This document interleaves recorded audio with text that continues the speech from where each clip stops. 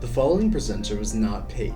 He donated his time driving from Illinois to help educate the residents of Crawford County, Ohio, the location of the proposed Honey Creek Wind project. Ted Hartke is the president of Hartke Engineering and Surveying, Inc. He is a former resident of Pilot Township, Vermilion County, Illinois, within Invenergy's Cal Ridge Wind Energy project. Ted Hartke living in a wind farm.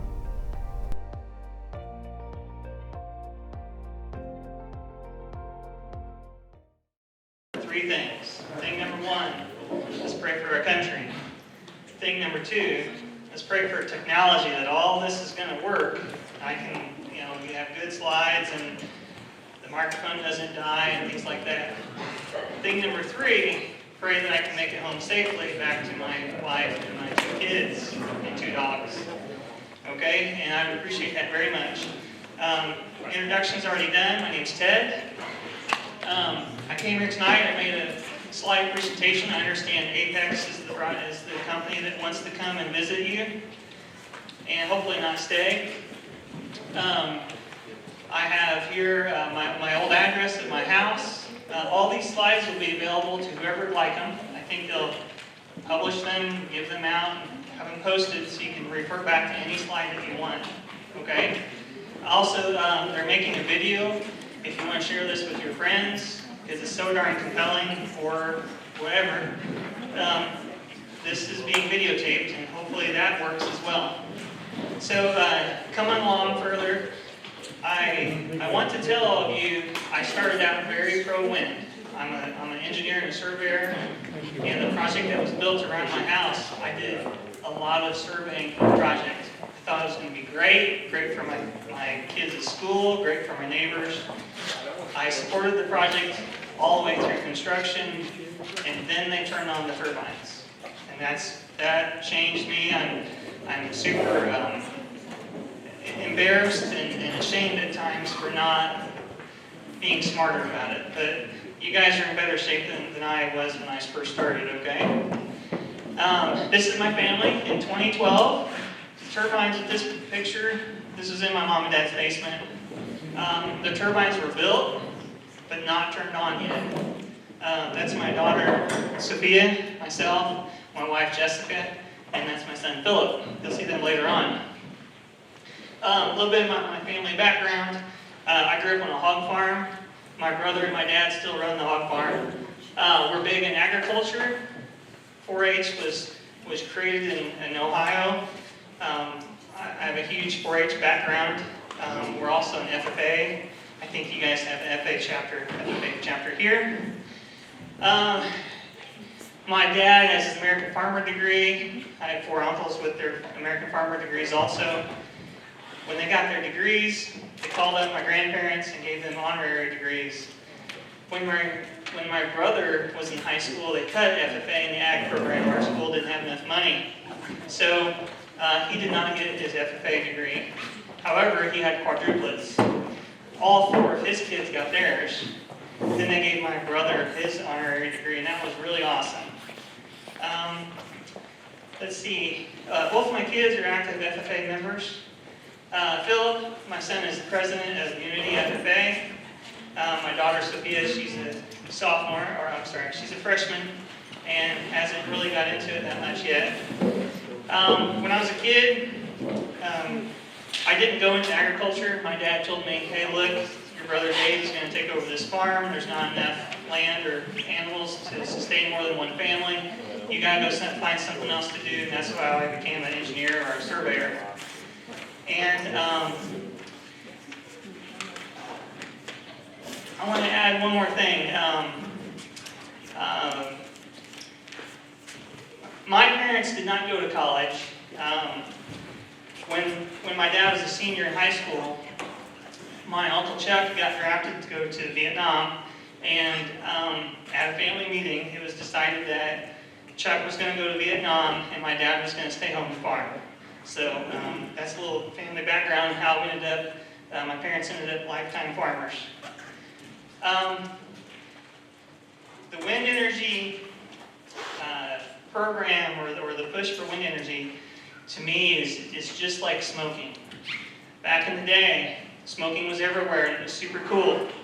And you could go sit in a restaurant and the entire restaurant folks were smoking, or a bar. And then in the 80s, my mom would go into the restaurant with us kids and say, "Can we have the non-smoking section, please?" So you could still have it there. And we were getting smarter about the problems with cigarettes. And it was still cool in the 80s to be a smoker. And then in 2008, in the state of Illinois, where I'm from, the smoking was not allowed any longer within 15 feet of the entrance to the building. So today, this is where we are with wind energy. It's free for all. Now we're getting a little smarter. Some of these counties have some zoning in place.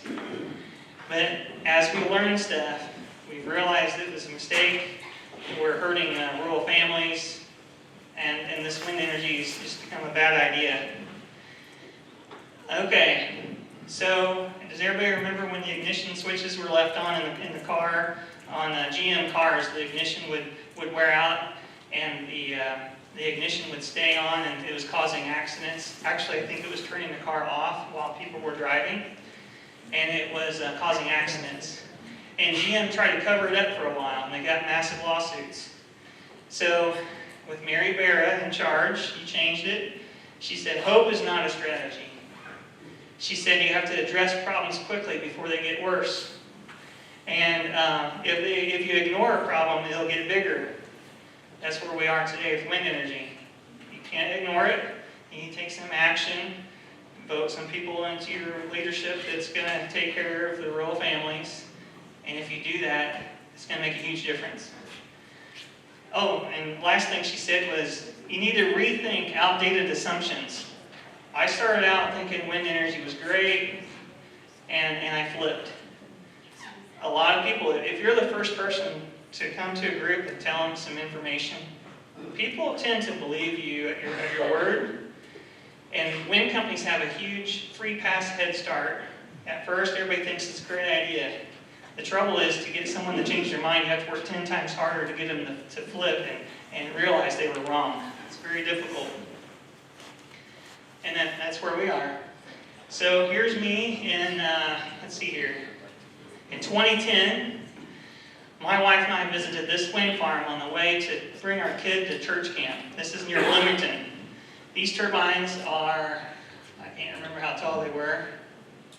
I think it's on my next slide. 400 foot tall. Let me back up. And we drove to a turbine road, parked there. We waited about 20 to 30 minutes. My kids were just bored. They were ready to go. And I told my wife, see, we have nothing to worry about. We sat there close by. I could hear a tractor in the distance, even further than a turbine. I said, these are not noisy, these are fine. What I didn't realize that noise is not typically something you experience as a negative thing in the daytime. Our issues were at nighttime. I'll show you why in a little bit. Okay, so as we move forward, we can get the technology to work. Come on. Let's see if this thing can reach. Okay, this is a picture that my wife took of her and I's house in 2013. These turbines are 495 foot tall, and the nearest turbine is 1,665 feet from our house. That's my house right here in the bottom of the picture. Okay?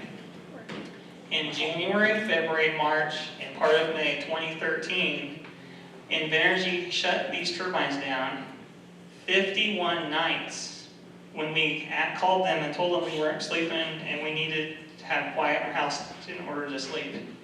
And remember, we were pro-wind up until the first night these things turned on. The next turbine in the distance, that's 3,147 feet away from our house. If you turn around, let's see here. If you turn around and look the other way, that turbine that's got the red arrow, that one's 2,225 feet away. This one caused most of our troubles because we were downwind of it from the prevailing wind. And this is also a turbine that we got all the shadow flicker from on our house. And the next furthest one is 3,454 feet away. Keep in mind these are 495 feet tall. And I want to show you what's planned for you guys. This is at my abandoned house, 497 feet tall. In Crawford County, I think they wanted to do a 650 foot tall turbine. Our power was 1.6 megawatts. I think yours is going to be about 7, possibly. And our blade length, I think this is where it's at. The blade length being longer gives you, from an area sweep area of the blades, is almost 2 acres to over 3 acres. And I think that the blade length is the major difference in being able to sleep in your house at night. Okay? It's almost like this thing has a little bit of a delay on learning how to do this. Okay, so this is my house. In the garage, people see a house and they're like, oh yeah, cool house. What you don't see is you don't see the bedrooms. So here I have my Shadow, my dog, sleeps in the garage. My son Philip's bedroom is there. Sophia's bedroom. And then my wife and I's bedroom. You guys praying for technology? Pray harder. Okay. My wife and I bought this house in 2006. And it was Christmas weekend in 2013 is when we abandoned our home.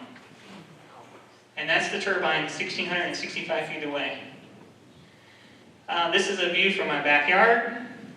That first one is the 1,665, and the next one is 3,147. When I took this picture, I'm kind of pointing uphill at the turbines. When you're standing in your yard and these things are this close, it's not like, hey, I can see a turbine over there, like I can see this one. It's like that thing is up and looming over you, not just over in the horizon. Okay, this is my daughter's bedroom window, and that's the turbine as it would spin. And this was in the fall of 2013, summer. Our kids have been waking up a lot, and this night, when you have little children, you go through a bedtime routine. You take the bath, you cuddle, you read the book, you get the favorite blankie, you tuck them in, everybody's quiet, and they go to sleep. This was about 2 iterations after that, and she was very upset. You could hear the turbine noise in her bedroom. And she said, I have an idea. So she's a little girl, I think she was 6 years old. She went and dug into a toy box, like a toy chest, and pulled out these Hello Kitty headphones. She said, will you let me wear these in bed? That was a rough night, guys. That was, I've given this presentation a lot, and this is serious business, and there's times that I have a hard time getting past this one. When your 6-year-old asks for headphones to bed, that's what you wear on kids at tractor pulls and demolition derbies, not inside your own house at night. Okay, so our kids were waking up out of their beds a lot and moving themselves down into the living room couch and chair. Whoever got down there first was getting on the couch. Whoever was second was getting on the chair. And my kids were waking up, and I was finding them on the couch and chair every morning for a long period of time. One night it was very noisy. I checked on the kids. Both of them had already moved downstairs. And I said to Jess, it's actually quieter in the living room than our bedroom. So we drug our mattress that night at 2 or 3 o'clock in the morning. We drug it into the living room. And then that weekend, a couple days later, I went to all the bedrooms, broke down the beds, carried them down. We put all the beds in the living room. This is how we lived all throughout the fall and up until Christmas weekend of 2013. And I don't know how old most of you are, but when you're a young couple and you have young kids, this arrangement, sleeping like this, is very hard on your marriage. Okay? For obvious reasons, and also through that doorway is our kitchen. My wife and I would want to stay up late, and around the corner is the laundry room. We want to do the laundry, do the dishes, plan the next day, talk. We couldn't do it in the kitchen. because the kids were trying to sleep. So we had some real, it was just a family living disaster to feel like you're camping and you're trapped in your living room with everybody. Okay? Even though we were sleeping in the living room, we were still being woken up at night. This was not a way to live. We moved Christmas weekend. Christmas morning, I went to go get my newspaper. It just snowed. And I pulled up to my house, to my mailbox, and I took this on my old junky cell phone. And I couldn't believe I was looking at my house with no tire tracks, no dog prints, no activity in my house. And this is Christmas morning. I'm living in a double-wide trailer, and I look back at what's been, taken from me, and we can't wake up here in my own house on Christmas morning. That was a rough day also. I realized God intended snow to be used for. It was intended to be destroyed by kids and dogs with sleds and four-wheelers, and that's what I learned. Okay, this is a map of where my house is. It's the yellow star, and these are the turbine locations, all the white triangles. You can see the distances. The worst turbine was this one, 2,225 feet away. And the farthest one in this photo is 3,400 plus feet away. On 2 of the nights, I said that they turned off turbines 51 nights. On 2 of those nights, they had all 4 of these turned off so we could sleep. So I'm here to tell you maybe 3,000 foot is a good setback or more. Okay, for us it was all about noise. It was, we never complained about anything besides noise. So there's 3 things about it. Noise is a frequency, high pitch or low pitch. Some people are disturbed by nails on the chalkboard or heavy subwoofer bass when you're driving around in town with that kid behind you at the stoplight thumping away on his stereo. There's also a magnitude, how loud it is, if you can hear it or if you can feel it. And there's also the duration of it. If it's just sometimes, we typically can just forgive and forget, drive away from the stoplight and say, whew, I'm glad to get away from that subwoofer bass. But for us, it was constant noise. It was all the time. It's inescapable. So those 3 things are the special thing about what noise is. I want to tell you kind of how it happened to us, who dropped the ball. In my case, it's our politicians are dropping the ball. And what needs to be done to keep it happening from Crawford County, Ohio. So I took a couple townships. I want to show you how serious it is for you folks. In my township, in Pilot Township in Vermilion County, there's only 9 people per square mile. In Crawford County, we have Texas and Likens townships. You guys have 32 or 22 people in a square mile. You guys are much more dense. I think your setbacks, are they 1,500 feet? 1,200. Do you guys have any of those installed yet? 1125. What? 1125. 1125 to the board. I heard you. I just can't believe it. So yours is 1125. Well, ours is 1665. You think you're going to be in good shape? Probably not. How about your noise limit? Do you have like a 50? What is it? Do you guys have a noise limit? 5 above ambient. That's not too bad. That sounds like about 40. 35 to 40. At ours, our noise limit was about 45 dBA. When they tested the noise at our house, and they did a 4-month study, it was 0.1 dBA below the maximum noise level allowed to be. And for you guys, I don't think the 675-foot tall turbine is going to be very good with your crappy setback. Okay, so stole this off the internet, off GE's website. This shows about noise from a turbine. It's no wonder why they want 1,300 feet away, because that's where that noise finally levels off, and it just stays at that noise level for a long distance after that. Okay, we're going through all our trouble. We're asking for a lot of help from noise acousticians. My wife has a PhD from U of I in nutritional sciences, so she's not a slacker, and I have an engineering degree, and license, and I'm a licensed surveyor. So we're trying to get some help from the people that have the credentials. And this is Stephen Ambrose, and he wrote us a letter advising that the design goal for noise should not be louder than 32 dBA, and he thought that would keep it under the noise level that would stop you from having adverse sleep or health setbacks. Okay, this is a very important slide. This is probably the most important slide I have in the whole 100 or so that we have. This is a chart put together by Steve Ambrose. All the black dots are from 1970s EPA noise response studies that he has compiled. On the chart, these are the complaint levels at the different noise levels. And the widespread complaints begins at 33.5 dBA. And at 40 is where adverse health effects begin due to sleep disturbance. So when you start to hear it, it's unwanted, it comes in your house, you complain about it at about 33.5, and by the time it gets to 40, it's starting to affect your life. Okay?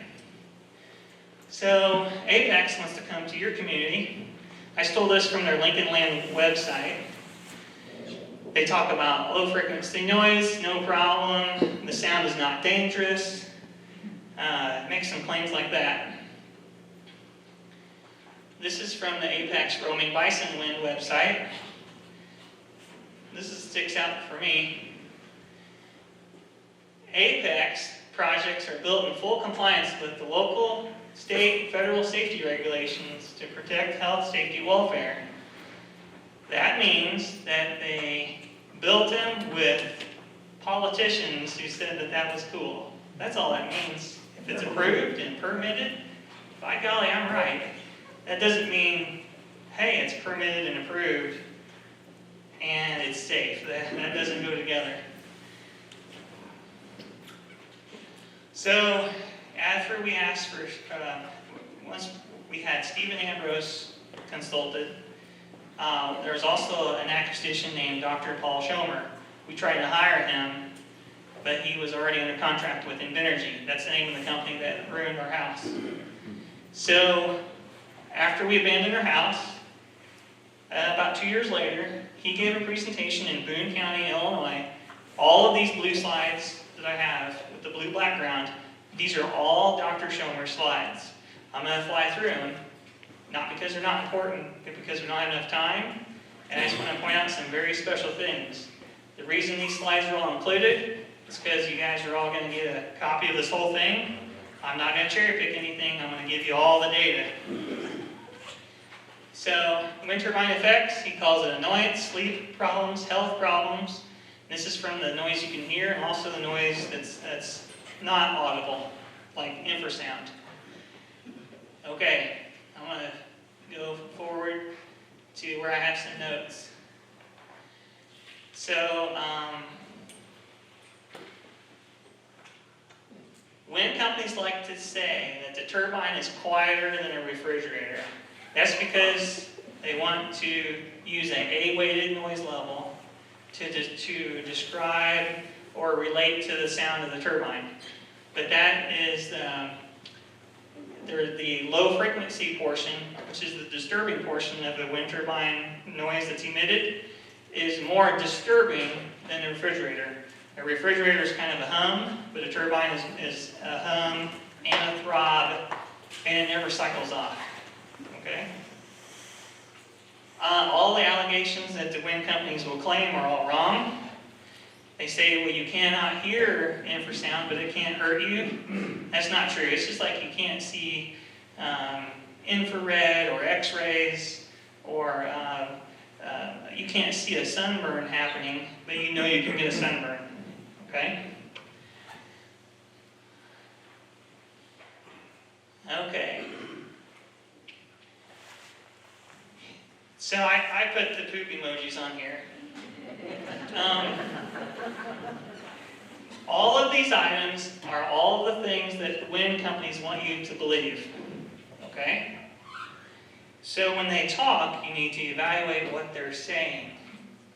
If you can't hear it, it won't hurt you. There's no low frequencies. Let's see. No known pathways or effects except for hearing. And there's no known research supporting other pathways or effects. So the recommendations from Dr. Schomer is to keep all noise less than 39 dBA.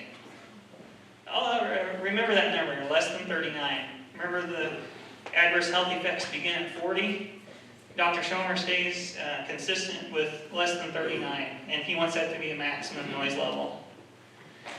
So from the Irish doctors, I happened to run across this, I thought it was good. Because of the impulsive, intrusive, and incessant nature, the noise of a turbine is particularly likely to disturb sleep. That sentence sums up exactly what happened to us. That's it, in one sentence. Okay, so I'm going to tell you about Invenergy for a little while. Invenergy built the wind farm next to my house. This is the cover page of their application to build it. In the application, HDR Engineering provided the noise report section. All this on the right-hand side is straight out of their page 56. So they wrote, they modeled in the loudest turbine sound level in Vermilion County at the houses is 45 dBA. Okay? And that's similar to a quiet bedroom, a soft whisper 5 feet away, or operating refrigerator with the closed door. I don't know if the door being closed makes it quieter or what. Okay, they wrote that in their noise analysis for their permit that got approved by my county. 2 paragraphs down, they said, the sound is broadband in nature, meaning it's not tonal, not impulsive, and things like that. And it has no absent of impulsive or thumping qualities. Well, that's a straight out lie that they put in this application. And at the bottom of here, everything is safe, everything is great. These conservative additions result in predicted sound levels likely, let's see here, predicted sound levels in excess of sound levels likely to be generated during turbine operation. If those were conservative, then why are we having such huge problems at my house? Next page. With all this stuff, the majority of locations are going to experience less than 40 dBA. This level is sufficiently low to minimize or eliminate any potential for sleep interference. This is straight out of HDR's application to my county. And at my house, it was about 45.5 dBA measured during the noise study just before we left our house. So this was a complete snow job done by the wind company's application paperwork. Okay, that report was, I think, in 2010 or something. This is in 2013. My wife and I still lived in the house. They did a sound study. This is the picture of the microphone. It's on my north property line. This was put together on request of the law firm, Mike Blazer. He told my county board that the turbine blades are designed to fall straight down. And he said things like that. That's crazy. When Michael Hankard came and he came there and set up that microphone, he said, I don't envy you one bit. He's trying to relate to me and said he doesn't envy me with my house situation. And Schomer, when I tried to hire him, he said he was under contract doing research for Invenergy. So here we have Hankard, Schomer, and Jeep. They're producing a sound report. Here's a map of their stuff, and they're testing the nearest turbines, and you can see my house on there. I'm going to skip ahead a couple of slides. They talk about, they started the noise study in August, September, and they wanted to bring the results to my county board and said, see, no problems. There's a woman from McLean County, like 60 miles away. She came to the meeting and she says, hey folks, this whole noise study is a farce and is meaningless because during August and September, that's our bat migration season, all the turbines were running on curtailment conditions at night. We didn't know this until that nice lady, who we did not know, came to the meeting and said that. As soon as she said that, the attorney jumped up and said, "Hey folks, we had like very little wind, and we're going to extend the study for 2 more months." So they gotten caught right at the last minute of that meeting. They were going to just conclude the whole thing, but that lady came out of nowhere and surprised us all. During that noise study, my wife and I said, "They're cheating. They're not running the turbines. It's now been noisy. It's been pretty nice." So we thought they were cheating, but actually they were curtailed, and this lady just kind of blew their doors off. And that was really awesome. This is why you don't go to the wind farm in the daytime and listen. We rarely had any trouble in the daytime for noise. Our noise problems were at night. And they repeated, this is part of the noise study, they said the wind turbine noise levels are the closest to exceedance at nighttime. All right, I'm done with Invenergy. I've beaten them up enough. I'd like to turn to Apex. So this letter is a good neighbor agreement offer from Apex. Sorry about the quality, it's terrible, but I'm going to zoom in on one thing here. They're offering people in the Flat Rock Wind Project a good neighbor agreement if you're within a half mile of the turbine. Half mile sounds like a good setback. Maybe that's what you guys should have, since Apex offered a half mile for good neighbors to shut people up, and they know their noise, vibration, flicker will affect those folks. This is where I think you should start with Apex, since they already did this back in, what year? 2015. So in my county, Apex moved in. They built a wind farm near Hoopston and Rossville. They offered good neighbor agreements, just like that first one that you saw. But there were 3 families that wouldn't sign a good neighbor agreement. And they said, "No thanks," and they worked on them and they didn't get it bought. Or they did not get the good neighbor agreement agreed upon. So they bought their house. So this house, Apex purchased for $100,000. And they bought another house. This was on 5 acres, had a house, a couple grain bins that were really old, and a couple older barns and an old machine shed. And they gave them $295,000. This is what I call the ultimate good neighbor agreement, is when you buy the dang neighbor out and get them out of the way so you can do your thing. And if turbines are good, why would Apex buy the house if turbines are okay? Apex knows they have a problem. Otherwise they wouldn't do this. So, you guys remember the $295,000 house? It went on the for sale in the market. And when they went to sell it, they said, "Hey, this is part of the good neighbor agreement for $2,500 per year." So if you buy a house from a wind company, you automatically get the gag clause. You're not allowed to talk about it. Try to go buy a Chevy truck, and the Chevy dealer said, "Hey, if stuff goes wrong, you're not allowed to talk about it." How many Chevy trucks did you buy if they did? I like Chevy trucks, by the way. So let's look at the $295,000 house that sold in 2014. They listed it for sale for $130,000. Must be something wrong with it. And they sold it for $117,500. That's a huge property value loss. And if Apex says, "We don't need a property value guarantee," why don't you show them this slide and say, "Well, what happened here?" I'd like to know the answer because they've never answered me. Okay. Apex is slow paying their contractors. So the contractors filed mechanics liens against the properties where the turbines went up because of non-payment. Here's a report for that. And here's some more mechanics liens. This is $2.4 million. And by the time it got done, they had over $4.5 million in total liens in Vermilion County. And at the courthouse and in the records, the names of every leaseholder was published, and these had liens put upon their property.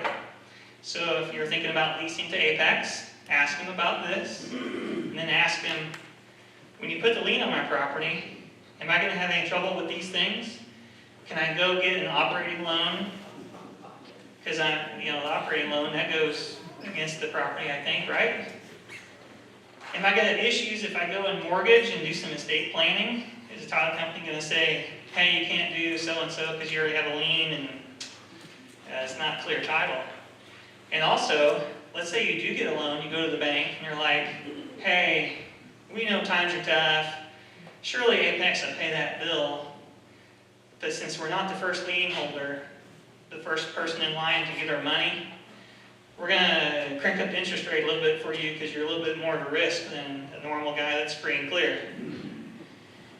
Okay, let's go to Tennessee. Apex is going to do a big project in Tennessee. This project got stopped because a bunch of retired people live in a community right here. This was their main view, this nice mountain ridge. Apex's plans was to chop off the mountaintops and build turbines. And to save the environment, we're just going to do this. And a timber company, I think, owned all of that mountaintop, either a timber or a mining company, had the rights for all the surface of that mountaintop. So the folks in this retirement community gathered up $30,000, went to the state legislature in Tennessee. They only run the legislature like 3 months a year. Snuck in a good bill. They had statewide setbacks for good setback distances from houses and good noise levels. And Tennessee has not seen any turbines since then, except for the ones that were already either approved or in construction. So it's been a big stop due to about 15 people who live in one neighborhood. So you guys can get it done here if you really work hard at it. Okay. It's weird that I came here so close to Seneca County. I made this slide, I think 4 or 5 years ago. So in Seneca County, Apex got into your political battle. Okay? You guys know Mike Kirshner? Anybody know him? Yeah. All right. Still in office, by the way. He's still in office? Yeah. Okay, so Mike is awesome, and he put out a hit piece, literature against Mike. I had seen this on the internet, and this Cindy and Ann Erke, those are my friends from Ford County, Illinois. They live about 50 miles north of me, and I have an office in Paxton where is the county seat for Ford County. They sent me their pamphlet, and I was like, we think this is Invenergy. I started looking and researching, and look how similar the pamphlets are. In this county, you had Apex and, heck, I don't know, S-Power working, and in this county, you had Apex, Pattern Energy, and a third one, I don't know, can't think of it, I'll think of it later. And they got the same pamphlet. So I was like, well, this is definitely an Apex connection. And we asked the Apex representative in Ford County, her name was Erin Baker. We said, Erin, the newspaper asked her this question, is this your flyer that Apex made? And her answer was, my project didn't make that flyer. So when she answered my project, I'm like, well, that's not Apex. You know, Apex is the parent company, and her project's whatever the heck, Wind, LLC. This was like a telltale sign that they did it and wouldn't admit to it. So this is what you're dealing with Apex.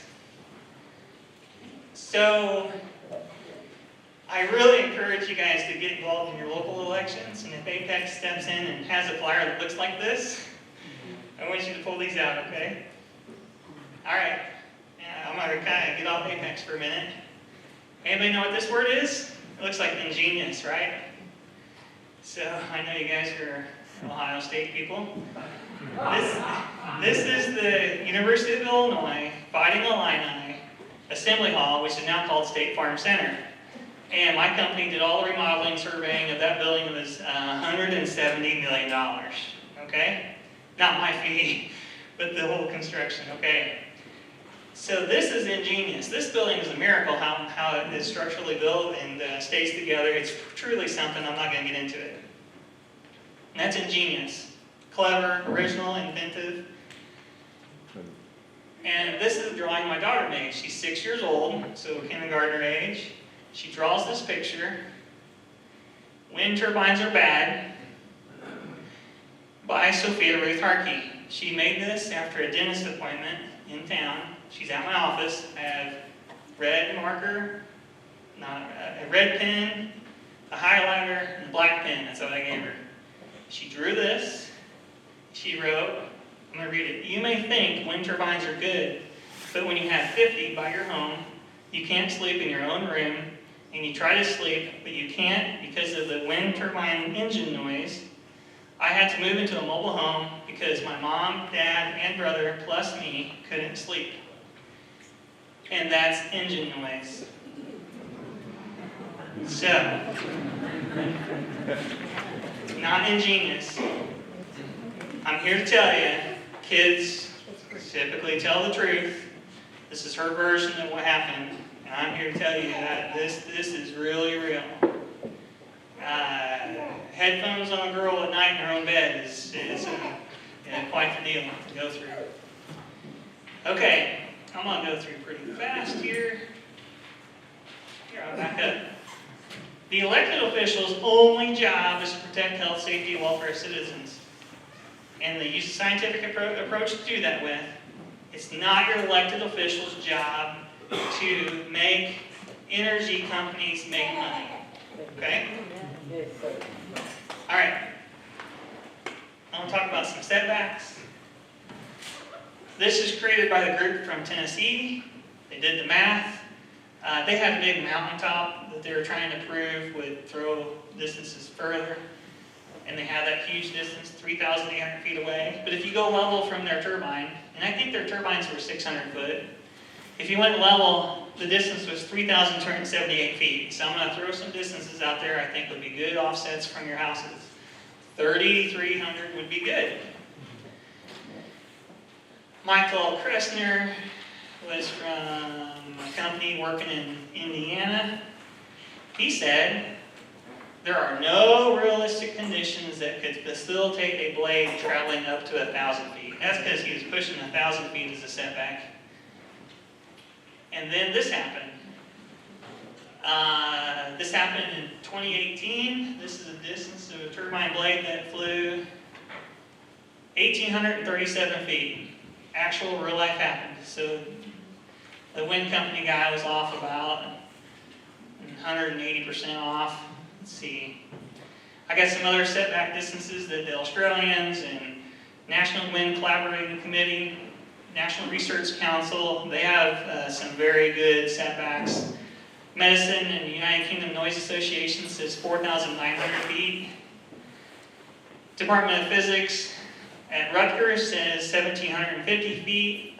For ice throw and a blade throw is 2,500. That's his calculation. So those look like excellent setbacks, pushing more than a half mile every time. All right.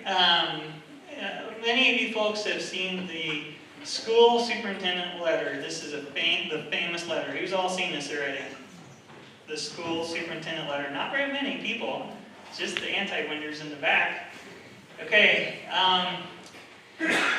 I presented this slide in Bucyrus County, Illinois. The attorney objected, said this is, hearsay, whatever. And I turned to the judge who was, they had a judge that was the administrator of this anti-wind meeting. He was like a facilitator. He was deciding what was good enough to allow into the discussion and what items were hearsay and such. And the judge at first was ready to say, yeah, this is hearsay. You can't just bring a letter in from somewhere else. And the attorney for the anti-wind group said, now wait a minute, hear him out. And the judge says, so what's the deal here? How come this is good? And I said, this is a letter about my children. He said, I will allow it. So in this letter, the superintendent, Bill Mulvaney, said headaches, lack of sleep, and jaw issues seem to be the most common complaint. Students complain about not being able to sleep and not getting a full night's sleep. He was not fully aware of the impacts, but next time turbines are considered, these need to be considered and shed light in the future. So this letter was written about my children and my neighbor's child. Okay, to make it not happen here, I'm going to glance through some more slides and kind of run home and ram this home. Dr. Schomer says the nighttime level at most should be less than 39 decibels. When he went to Boone County, Illinois, this was his chart for the noise reduction levels. Noise drops off, and it's an exponential drop off, okay? So every time you double your distance away from a noisy object, the sound level goes down 6 decibels, okay? So if you're 2 feet away, it drops 6. You go 4 feet away, it drops 6. You go 8 feet away, 16, 32, 64, on so. And when he went to Boone County, the design level came down to 34 dBA at 2,580 feet. So here we are about that half-mile distance again as a minimum setback. Half mile is also the apex offer for a good neighbor. So this is a great setback to start with. Fast forward from this here, he did that in, I didn't write down what year. He was in Boone County in 2013. He went to Livingston County in 2016. And in Livingston County, he had an Invenergy project, the project turbine layout, all the house locations, and he did an analysis to tell the folks what his predicted noise impacts were on all the houses. So he kept pushing the setbacks back further and further and eliminating turbines, and when he got to 3,250 feet, 2 of the 220 homes remained unprotected. He got it down to just almost all of them were protected at 3,250 feet. Within about, I think, a month, the Livingston County Board in Illinois, their county seat is Pontiac, Illinois, they put in 3,250-foot setbacks for turbines from houses because they felt, since this guy did the noise measuring at my house, and he had a real project, they could fall back on this and be insulated from any lawsuit from a wind company because this is their proof and evidence and reasoning why. They just didn't arbitrarily pull a number out of their hat. They used this to defend themselves. The wind company, and this has not been challenged, and it got put in place, and I think it got put in place in late 2016 or early 2017. Okay, after we moved to our new house, let's see here, I went from my house in the wind farm. We lived in a mobile home for a year and a half and saved money. This was the first day of school at the new house. So you can see how my kids went from little tiny children, toddlers almost, to our first day living in the new house. And that's them today. This fall we took this picture. So I've come a long way from Christmas 2012 when my daughter, shortly after that photo was wearing headphones on her head. And we got out of there. Our kids were doing badly. They were getting bad grades in school.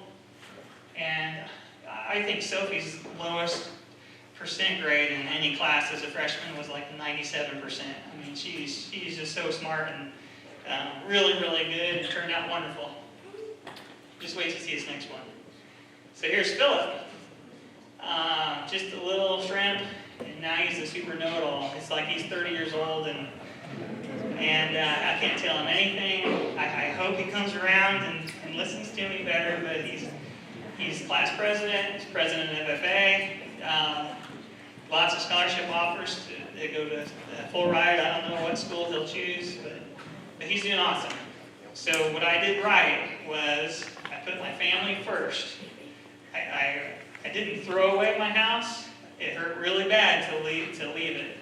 I wasn't so dead set on digging in my heels and battling through it. I wanted to get out of the way of the freight train. I knew I could move out of my house and I could keep my wits about me. I worked really hard in my business, focused on that, focused on getting my house situation fixed. And along the way, I helped as many people as I could. And it's a really rough go. I feel like I have broad shoulders. I can take a lot of accusation and ridicule and stuff, and I can take it, and I've handled it okay, but it still hurts to go places and then be called everything but a white man. It's been really tough. But I know I did the right thing for my kids, and moving out was best for my health. I can't think of a different way to do it. Coming here, when I was newly married, I had lots of weekend time. I did a Habitat for Humanity house, and it was a lot of work. We got one house done. Man, I thought that was awesome. But since then, I lose my house in the wind farm and finally get it sold. But since then, I go to these meetings, and the reason I keep coming is, man, this is my Habitat for Humanity project, and I can save hundreds of homes in just a couple of visits. But when I was working on one Habitat house, that wasn't near as worthwhile as what this is. So I don't think Crawford County, Ohio should be another wind turbine science experiment. I'm a land surveyor. I totally respect my neighbor's property rights. I think the neighbor owns all of their land all the way up to their property line. But if your business or your activities come inside the bedrooms of my home that I paid for and paid the taxes and insurance on, you've trespassed onto my privacy and my personal well-being. So I'm definitely not tell your neighbors what to do type of guy.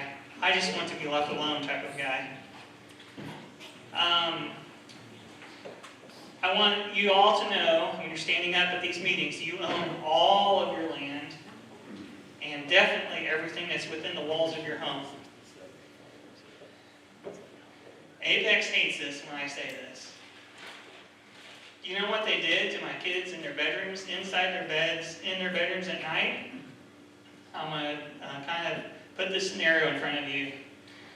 For all the men in this room, if you're at a party and there's a lot of people there and it's crowded, you have a creepy guy come up to your wife and tap her on the shoulder, and it kind of bothers her a little bit, but boy, it sure bothers you because there's this guy touching your wife on the shoulder. And you come up to him and you say, "Hey dude, knock it off." He says, "I'm not hurting her. She's not getting hurt. Are you hurt?" And she's like, "No, but leave me alone, you know." Let's fast forward this into the bedroom. If your kids are being awakened at night and they wake up from their sleep, I don't think that's much different from a person sliding their hand under the sheets and tapping and touching your kids. That's what's going on when the neighbor encroaches so badly that I move my beds down into the living room. I mean, this is really super bad. I know that's a pretty big accusation, but that's how violating it feels and how helpless it makes you feel as a father and a husband. Okay, so how do you get around all of this with your county commissioners? They're going to say, if we put in a half-mile setbacks from property lines, and we put 3,250 feet back from houses, we're not going to be able to have any wind companies. And that hurts that farmer who's got to have that lease money to go to the nursing home or retire in Florida. Okay, you're screwing over the farmer. This is what I want you to tell them. Say, hey, look, the farmer can do what he wants on his land, but his pollution, noise, and flicker, he doesn't own past his property line. I own that part. So stand up for your property line, property right, first of all. Secondly, you can tell the county commissioners, do not insert yourself as the middleman and let this wind company screw over one homeowner. If you put in the safe setbacks and you make every rule that you create for that safety net, you make every rule something that can be waived, then Apex can either do these things. They can go get and negotiate a good neighbor agreement with the neighbor and get permission for vibration, noise, and flicker. Or the ultimate waiver, which we know they can do, because in Vermilion County, I showed you 2 examples of houses they bought. They bought 3 houses. I just have never gone to get that third deed.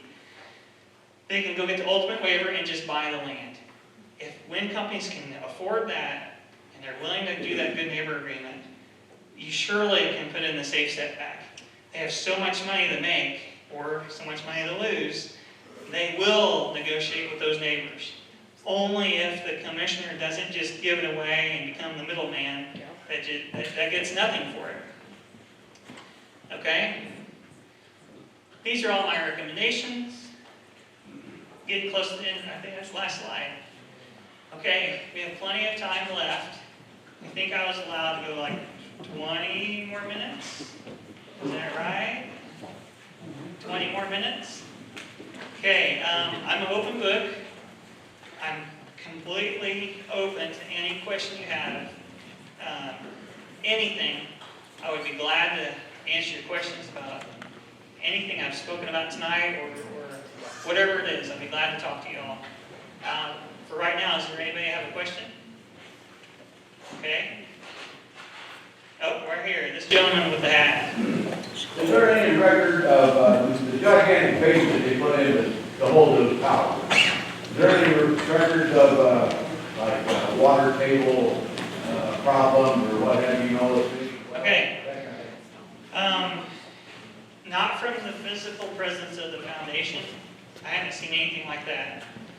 The only thing I can address or warn you about is look up the situation in Canada at the Champaign Wind Farm, where when they built the bases, they did pile driving because the ground was bad. During the pile driving, it was a lot of vibration. It worked up some shale or some material, sediment, that was in the aquifer, and that stuff migrated out and ruined wells. They thought that was a temporary problem from pile driving. After the wind farm pile driving was complete, turbines started running, they thought that would clear up. After it did not clear up, and it's still happening, they had figured out that the vibration from the turbines operating, just the blade wobble or the machine transferring the load down into the ground, that has continued to vibrate and cause the sediment or the material to continue to migrate through and pass and ruin wells, pumps, and have horrible water quality. So, put in your ordinance, if any wells go bad, the correction is the wind company sends out and constructs and provides a new water line from the city or the whatever closest water district gives service. Get them the services. And the wind company is going to say, oh, no, that's not necessary. And then say, if you ruin a well, we're shutting down your turbine. I mean, put some teeth in there to make sure people have water. That will ruin a house property value immediately if you have a questionable well. Okay, any other questions about that kind of thing? This gentleman here in the... Yeah, now, if you have a wind field connected, and let's say my property value is $250,000. Okay. I come in there, immediately I'm losing money on that house, because I can't sell it for what it's worth. Now, is there any legislation as far as me going to the county and the state saying, hey, I didn't do anything wrong, but now my property value is $150,000, and I'm paying taxes on $250,000? Yeah, that's it. Is there any legislation to change that if it did come in? I've never heard of any. The best thing you can do at your county local level is get a property value guarantee.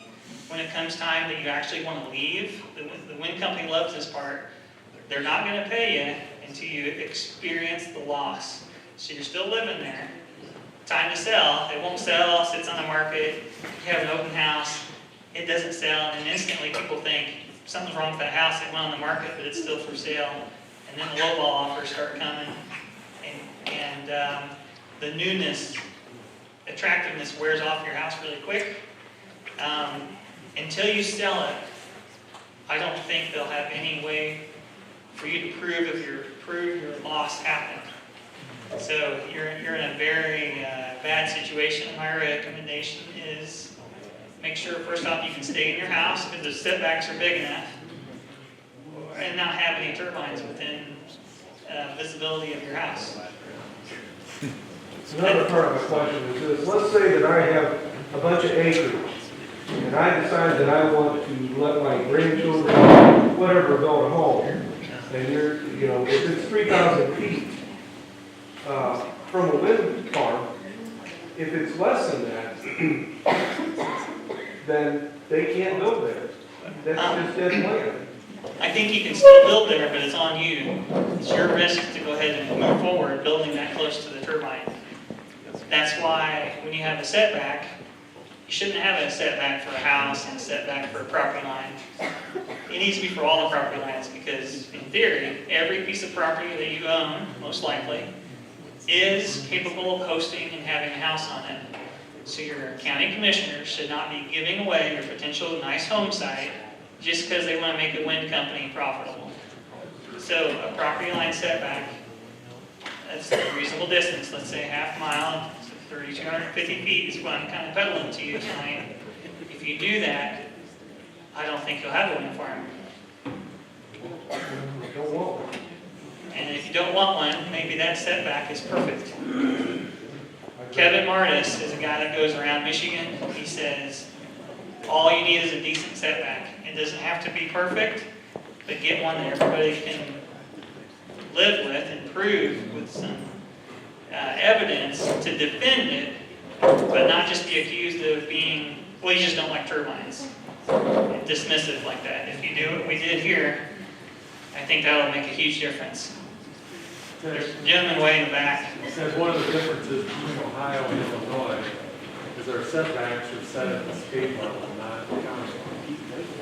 Yeah, that's pathetic. Yeah, but that's what we have, that 1,125 feet is defined at the state level, and actually, it goes back 3 years ago now, 4 years ago, there was a move at the state level to shorten setbacks.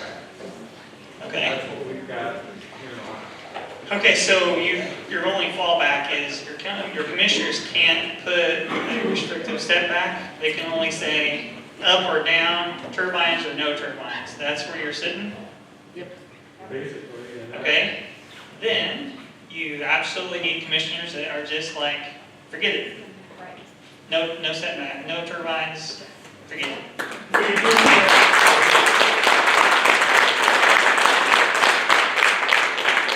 It really surprises me that Ohio has an all or none. Man, if Ohio at the state level put in like 2,000 feet, you might get some commissioners that cave in. But this pathetic 13, what did it say? 1125. The 1125? I think the wind company gambled pretty stupidly to make it such a small distance. That's an automatic no. I think it's automatic for you guys to just have it be a no. Okay? I think they were too aggressive.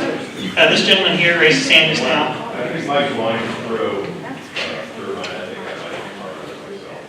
But my question is, can you explain to me, I see in the signs where it says no wind type turbines without a boat, which initially I thought, and again, this is my assumption, that's where I know I'm wrong. I assumed that we would have the ability to put codes, so if everybody in the county voted, we vote no, they go get turbines. But it's now my understanding that the commissioner can override that within Crawford County. And again, I'm asking because I don't know the answer. You have to ask the locals, because I'm from Illinois. Hey, Jared, those signs predated the passage of Senate Bill 52, so that's what happened. If we could change the signs to say without a vote, we would. Because ideally, it doesn't get to a point that it necessitates a vote. So there's no chance of a vote within Crawford County? That will actually be touched on because, I was running that. Okay, great. Hopefully I'll answer your question. Okay. They'll return to his question. Okay, before I hand it over, right here, sir. Yes, sir? Yeah. I did engineering design for 25 years, the last 12, so. And can they use eminent domain as a course to take property, because they do have the pipelines and water on? Okay, so far, where I'm from in Illinois, the state legislature has not given eminent domain for wind or solar, but this year they passed one company, Invenergy, got approved for the power of eminent domain for one electric transmission line through southern Illinois. That's the only one I know of that the government has said, here's a green light eminent domain for you. The only remaining hoop is that Invenergy has to go in front of the Trade Commission that approves power line locating. They have to get approval through them, and I think they're gonna get it. So right now, Invenergy is trying to get voluntary easements and trying to negotiate them, but they're using they're holding a hammer over their heads saying, if you don't give us the easement, we're going to proceed with eminent domain on your farm or whatever. So those folks are freaked out in southern Illinois where that's happening. Okay, what else we got? This gentleman right over here in the middle. Just to the gentleman's question, the threat of using eminent domain is a desperate Apex employee trying to intimidate you to sign a lease. That sounds like, And it's a private project. There's no public good for renewable energy by wind or by solar. They're simply using that, and they especially love to use that line with people over 65 years old. Do not fall for it. Tell your neighbors not to fall for it. When they use that two-word phrase, tell them to leave your house.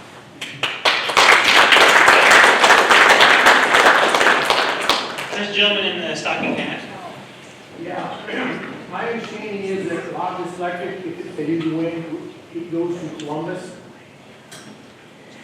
Well, if I heard maybe like Google wants this electric. Google's putting over $1 billion down in Columbus. And just recently, Intel is building an $80 billion chip plant down in New Albany. Are they pressuring Apex to get the electric? I don't know. Beats me. There's a gentleman over here in a hat. Does the lease provide a property transfer? Definitely, yes. It's an easement, just like any encumbrance on the land. There's a gentleman in the eagle hat. Did you have anything to do with the Champaign County shut down the wind farms? No. But do you have any idea how that happened?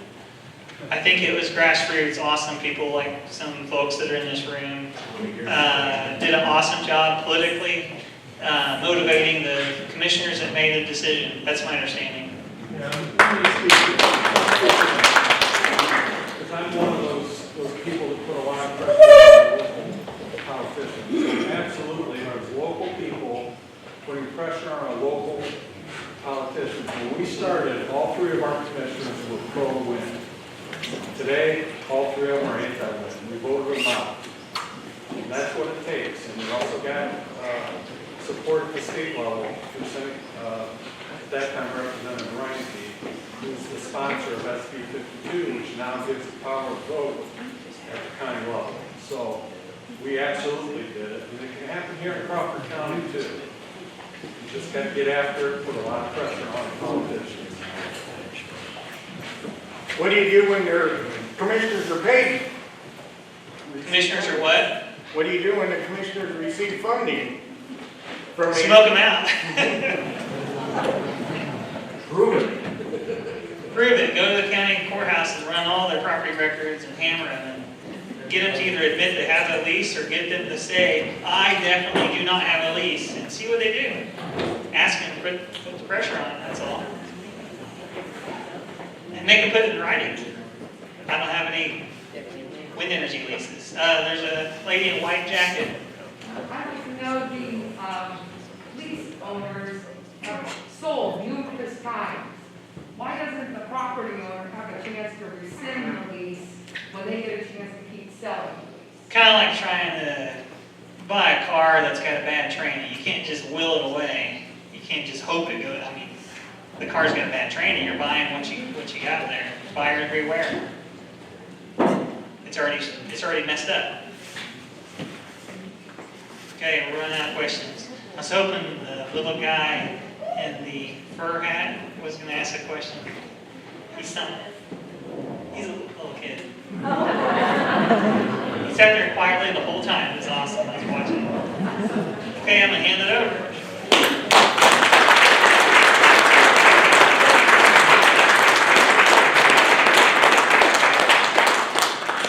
I want to point out out that Mr. Hartke was not paid to come here. He volunteered his time, he drove here from Illinois, and so he deserves another round of applause.